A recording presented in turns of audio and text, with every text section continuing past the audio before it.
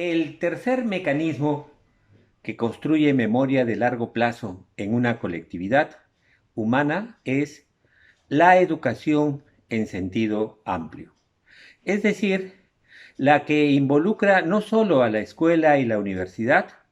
sino a la familia, el vecindario, el centro de trabajo y la convivencia ciudadana. Cuando ésta se pauperiza o deteriora por falta de recursos del Estado o se privatiza para convertirla en fuente de ganancias, en lugar de formar para la libertad y la conciencia cívica de las personas, se convierte en instrumento de una pedagogía del oprimido. En palabras de Paulo Freire, la educación, como práctica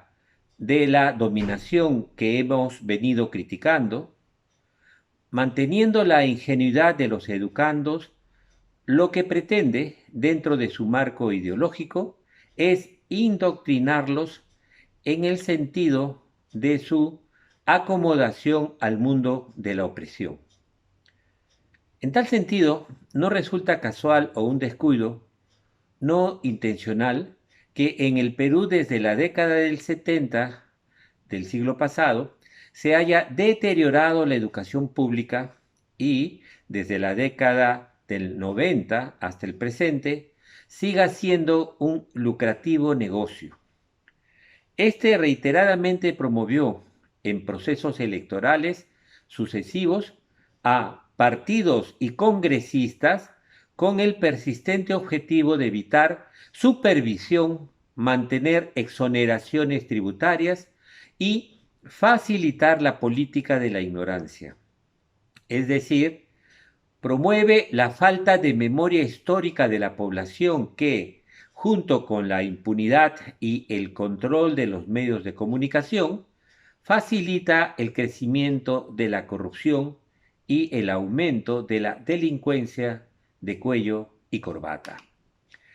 Esto explica la persistencia de sucesivos parlamentos controlados por agrupaciones financiadas por los dueños de universidades e instituciones de enseñanza, la promoción y defensa de empresas de enseñanza mediocres, así como el pobre nivel de la formación pública, resultado de la pauperización de las escuelas y universidades del Estado, explica la ubicación del Perú muy lejos de los primeros lugares en las mediciones de la calidad de la enseñanza y en las estadísticas de los sistemas educativos en el mundo. Este abandono de los colegios secundarios emblemáticos y de las universidades públicas prestigiosas,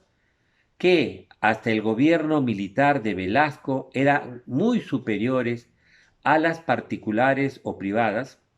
fue una decisión de los sectores privilegiados del país. Esta clase política que gobierna desde hace 2 siglos la nación optó por limitar el acceso a la formación científica e impuso regularla por el estatus del dinero o el interés del capital. Decisión tomada porque precisamente durante la primera mitad del siglo XX, periodo en donde el acceso a la educación fue el centro de la movilización de los sectores populares, percibieron que la difusión del conocimiento democratizaba el ejercicio del poder y posibilitaba la participación amplia de los sectores postergados. El subordinar la educación en sentido amplio a la ideología del consumo y la ganancia constituye la política de la ignorancia promovida por ideologías fundamentalistas. En este punto coinciden las derechas e izquierdas radicales, es decir, la mentalidad conservadora y reaccionaria que incentiva y pretende perpetuar la crisis, la desigualdad y el autoritarismo. Como Nelson Mandela ha expresado, comillas, la educación es el arma más poderosa que se puede usar para cambiar el mundo. Fin de comillas. Podríamos agregar que por la ignorancia se desciende hacia la servidumbre, mientras que por la educación de calidad se asciende hacia la libertad, la solidaridad, el desarrollo sostenible para todos. Cuando este principio se convierte en una creencia arraigada en la conciencia de una comunidad imaginada, la memoria histórica de su pasado se mantiene viva y activa en cada ciudadano. Esta convicción es crucial para la continuidad de la convivencia democrática. A diferencia de los dos mecanismos anteriores para la memoria a largo plazo de toda colectividad, explicados en anteriores videos, la educación posee una dimensión particular que deviene esencial para una cultura del diálogo y la tolerancia, inherente a la democracia participativa e indispensable para superar la crisis de legitimidad ambiental, sanitaria y social. Su condición de representación mental interior, afincada en aspectos afectivos y emocionales, percibidos como trascendentes, como John Searle ha precisado, la conversación, el habla como uso del lenguaje, aparece como constitutivo del mundo social y cultural. A través de las palabras en el diálogo formativo en la familia,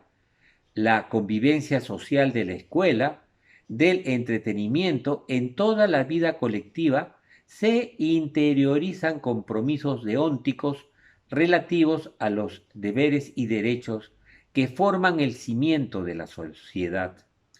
Aunque no somos conscientes de esta función capital del lenguaje, está en la estructuración de la vida social, de nuestras creencias y estabilidad emocional, forjadas en la convivencia que es interacción educativa en sentido amplio. Sin un sistema educativo de calidad que promueva el respeto a la ley, la tolerancia ante la diferencia, la libertad de pensamiento y la igualdad entre los ciudadanos, esta práctica educativa y cotidiana e informal tiende a reforzar prejuicios, segregacionismos, intolerancias y discriminaciones del pensamiento interior de los sectores dominantes económica y socialmente. Esta cultura de la opresión, en periodos de inestabilidad y crisis, se convierte en ideología totalitaria y convalida desigualdad e injusticia, cuya adhesión por sectores medios y bajos se sostiene en una ilusión de inclusión con los privilegiados, como falsa conciencia interna de estabilidad libre de angustias. Representación mental afincada en la individualidad evita y rechaza evidencias científicas, información contraria y fuentes veraces de la memoria histórica mediante un procedimiento conocido como disonancia cognitiva, que sustituye todo dato o hecho que afecta a nuestra interpretación, genera angustias e inestabilidad. Esta incomodidad psicológica del ámbito personal e interior es lo que explica el éxito de la manipulación de la información por los medios de comunicación social. La dimensión individual y singular de la difusión de noticias falsas, las campañas psicosociales para inducir el voto, el error reiterado de elegir a partidos y representantes de comprobada parcialidad, incapacidad y actitud antidemocrática, se manifiesta y sostiene en el vacío dejado por la educación de calidad, el diálogo familiar y social. La única alternativa para limitarla y superarla radica en confrontar las creencias con la memoria a largo plazo, pero sobre todo a través de una educación de calidad basada en el conocimiento científico, la experiencia histórica y el diálogo formador de consensos activos. Es decir, la tarea educativa amplia, no restringida a los maestros sino que involucre a padres, amigos, compañeros de trabajo, vecinos, etc. En palabras de Paulo Freire, comillas, la educación no cambia al mundo, cambia a las personas que cambiarán al mundo. Fin de comillas. En conclusión,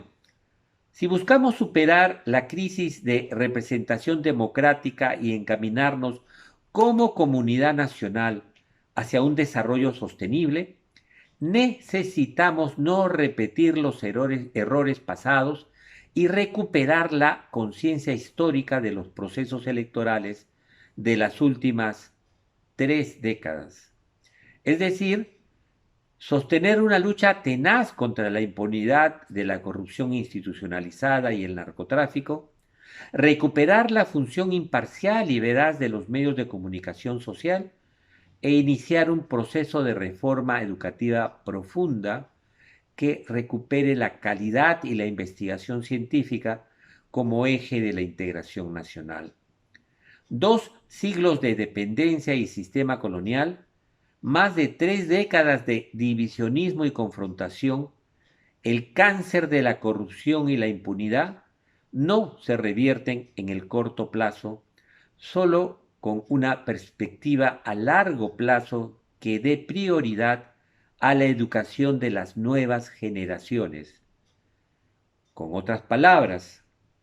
con una estrategia concertada que establezca las condiciones